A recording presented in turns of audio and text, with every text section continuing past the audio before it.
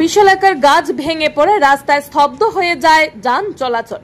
ঘটনা গোলাঘাটি জম্পুই জেলা সড়কের জগন্নাথ পাড়ায়। জানা যায়, বৃহস্পতিবার রাতে বিশালাকার গাছটি রাস্তায় আছড়ে পড়ে রাতে দুর্ঘটনার শিকার হয় কয়েকজন বাইক আরোহী। শুক্রবার দুপুর পর্যন্ত বন দপ্তরের দেখা নেই। বাধ্য হয়ে স্থানীয়রা কিছু ডালপালা সরিয়ে ছোট গাড়ি চলাচলের ব্যবস্থা করে, কিন্তু বড় গাড়ি চলাচল করতে পারছে না। শুক্রবার দুপুরে টিএসআর জওয়ানদের গাড়ি আটকে যায়। শেষে জওয়ানরা রাস্তা পরিষ্কারে হাত লাগায়। বিশালাকার গাছটি কোনো ক্রমে খানিকটা সরিয়েছে টিএসআর জওয়ানরা। এরপর থেকে বড় গাড়ি চলাচল শুরু হয়। স্থানীয় বাসিন্দা প্রাণতোষ দাস জানান, কিছুদিন পরপর গাছ ভেঙে পড়ে রাস্তায়। এছাড়া শুকনো ডাল প্রায়ই ভেঙে পড়ে পথচারীদের উপর। কখনো গাছ ভেঙে পড়ে ফসলের জমিতে ক্ষতিগ্রস্ত হয় কৃষকরা। এখনো দপ্তরের হেলদোল নেই বলে জানান প্রাণতোষ দাস। এছাড়া প্রায়ই গোলাঘাটি বাজারের রাস্তায় দুপাশে থাকা বিশালাকার গাছ এবং ডাল ভেঙে পড়ে।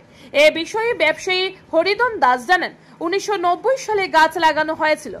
এখন গাছগুলো বিশালাকৃতির হয়েছে।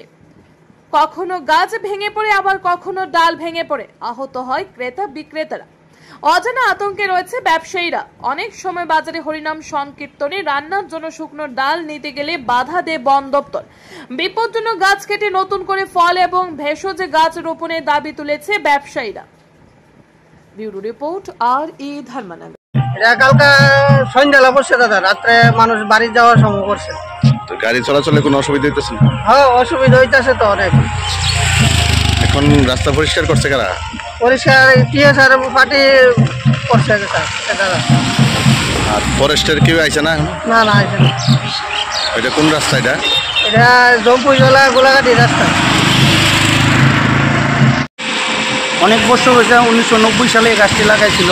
অনেক বছর হয়েছে গাছগুলা, এই ডালাগুলা আছে না, অপুজো হয়ে সেইরা বাইঙ্গা সেইরা বাজারে ক্রেতা বিক্রেতা আয়ে তাদের উপরে এই অনেক সময় পড়ার আশঙ্কা থাকে। এমন একটু আগেও এখানে একটা ঘরের মধ্যে পড়ছে ডাল ভাঙ্গা, মানে বিরাট মানে আশঙ্কাজনক।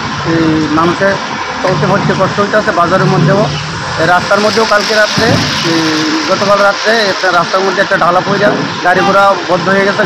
আসা যাওয়ার খুব অসুবিধা হয়েছে রাত্রে 10টার দিকে। এই শুকনা ডালাগুলি এগুলা যদি আমরা সামাজিক কোনো কাজে বাজারের মধ্যে কীর্তন চলাকালীন যদি শুকনা ডালারি আনি, আমরা দপ্তরের থেকে আমরা বাধা বিঘ্ন করে, তাইলে এগুলা যদি মনে করেন দপ্তর যদি এটা না দেখে, সাধারণ মানুষের চলতে ফিরতে খুব অসুবিধা। এটা কোন বাজার? গোলাঘাটি বাজার। আপনার নাম? হরিচন্দ্র।